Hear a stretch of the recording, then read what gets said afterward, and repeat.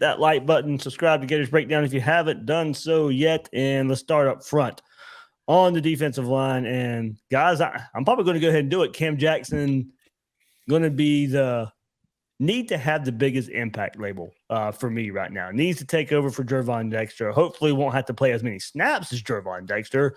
Can play nose if needed, but I'm looking forward to him and Big Dez on the line together mostly. Jackson, Dez, Uman-Mielen should be the defensive line starters you see the most. But, this spring, we need to see Chris McClellan. I would like what I saw from him last year, take another step to be on the field some more and play a lot by splitting time with Watson. But also in that role, Kalen Bates, the transfer from Louisville. I would have loved to see Dexter with this group, potentially with all the depth. I think there's some depth in this group now, more so, preparing for this episode, I was just like, they're looking at the names and looking at maybe some potential depth here.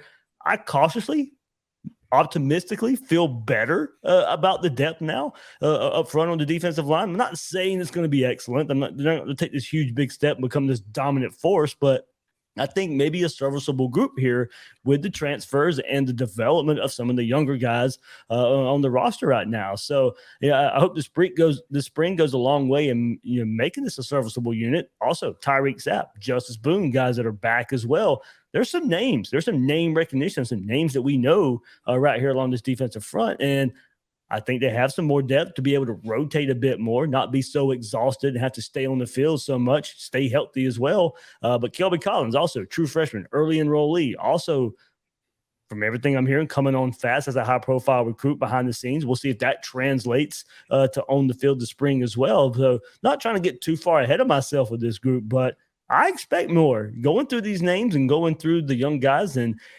potential pairings, and I think who can play together up front along this defensive line, I'm a little more optimistic about this group.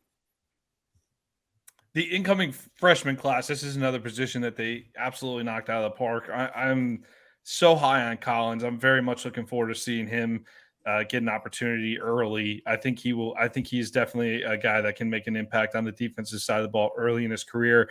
I think this year, though, if you want to talk about guys who were there in the past, obviously Jackson coming in from Memphis too.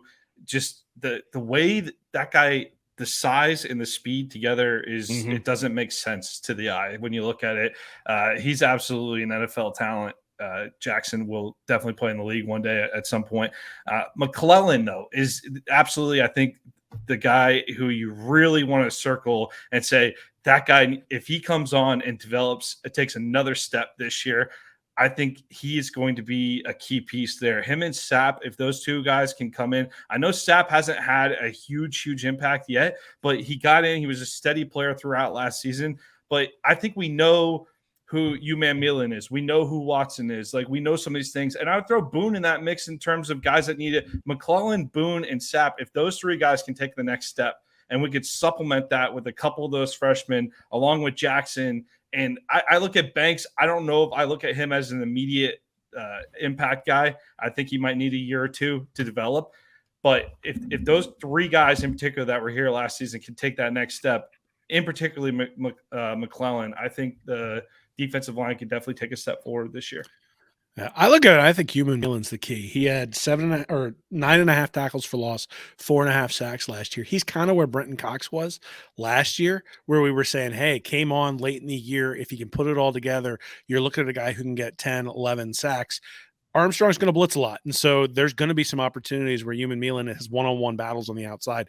He showed last year towards the end of the year that he can win some of those battles. He wasn't winning them all the time, but he was winning them some of the time, which was more than anybody else at defensive end was doing. But the reality is that Florida's going to have to win some front four battles at some point during the year. They didn't win any front four battles last year. It didn't seem like, especially not in big situations. And if they did, they couldn't tackle the quarterback. Well, that was true too. But look, I mean, you need need defensive tackles who are going to hold the middle.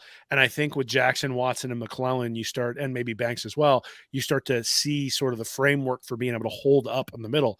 But then you need guys who can win on the outside. And so Human Milan, I think, has not only a profile, but is one of the few guys who, when you really look at it, has put up production. Like 4.5 sacks, 9.5 tackles for loss is a guy who has gotten into the backfield on a fairly regular basis, especially considering that he wasn't even really starting last year, at least not extensively, until Cox was gone, right? They weren't giving him the same types of opportunities until Cox was kicked off the team. So I look for him to be the guy who can really take the step up. If you're looking for, Florida, I think had 16 or 17 sacks all last year, and he had 4.5 of them. So I'm looking for him to probably end up in that 9 to 10 range this year. And if he does that, I think we're going to be looking at him just like we did for some of the guys coming out this year, saying that's a guy who's going to go in the second or third round of the NFL draft. Well, I separated him a bit, and another player, Will, going to your point, who received a lot more playing time when Brenton Cox goes away, labeled this Jack edge rusher, Antoine Powell-Ryland, got a lot more playing time as well. Comes back and leads that group of the edge rushers here.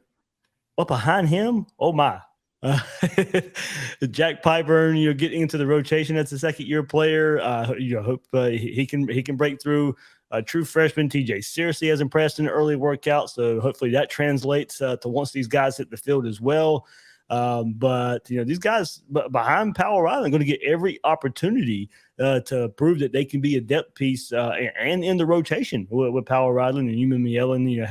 We'll see how Armstrong kind of uses the defensive ends and the edge and the outside linebacker. All those kind of be intertwined here and there, but those guys will get every opportunity because there's just not a lot of experience depth in front of them, besides Antoine Powell-Ryland.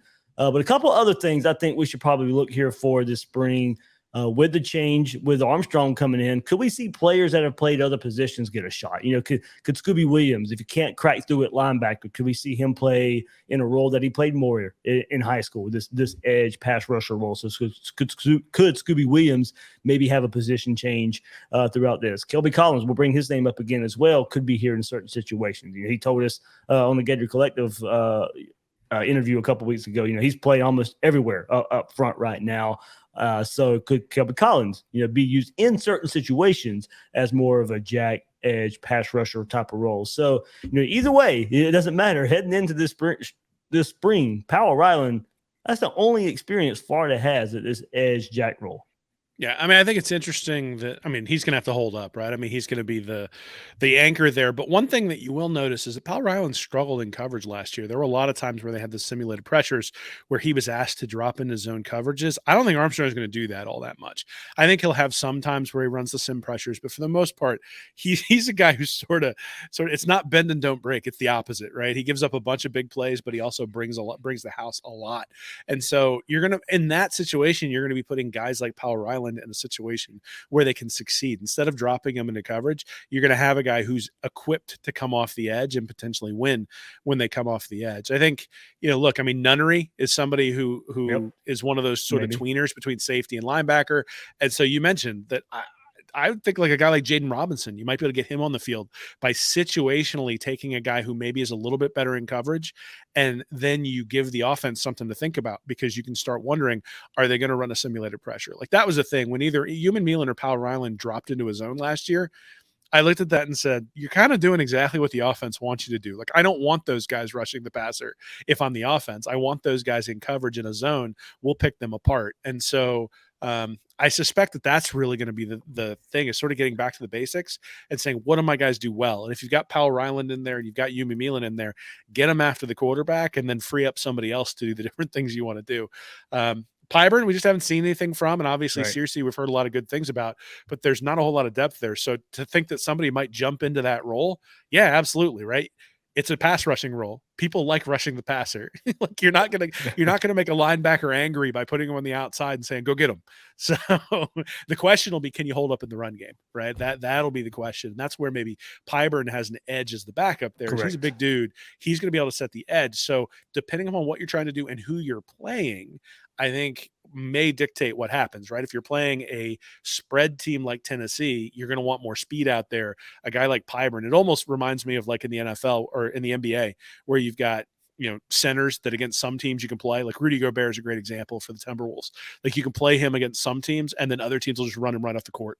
And I think in many ways, Florida doesn't have, we always talk about 3-down linebackers, right? A linebacker who can go out there and do everything, stop the run, excellent commanding the offense, being the quarterback, or commanding the defense, being the quarterback of the defense, and then being able to be in pass coverage as well. I think in many ways, Florida doesn't necessarily have 3-down defensive ends.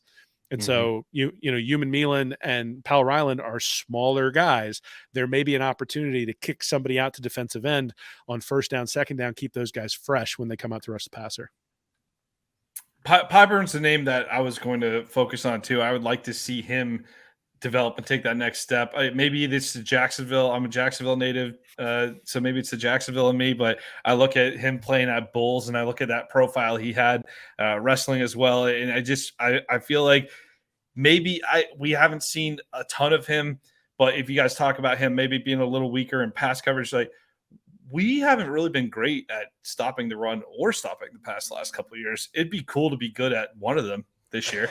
So even if there is some inherent weakness there, it would be cool to be like, just to get to stop even if he's just better at stopping the run. Okay, we got a guy out there that's better at stopping the run, and then you could get situational with it and rotate out. Certainly, I think this is a position that's going to get a lot of rotation to see who can have the type of impact. I think there's plenty. You want to talk about opportunity for guys to step up? Certainly, this is a spot. Yeah, and I like what Powell Ryland did last year as a pass rusher. So hopefully, he can continue to develop his game when he kind of took over for Brenton Cox. I mean, he was in him. I was higher on Brenton Cox throughout his career than most, but I also will admit at the same time there was a difference last year.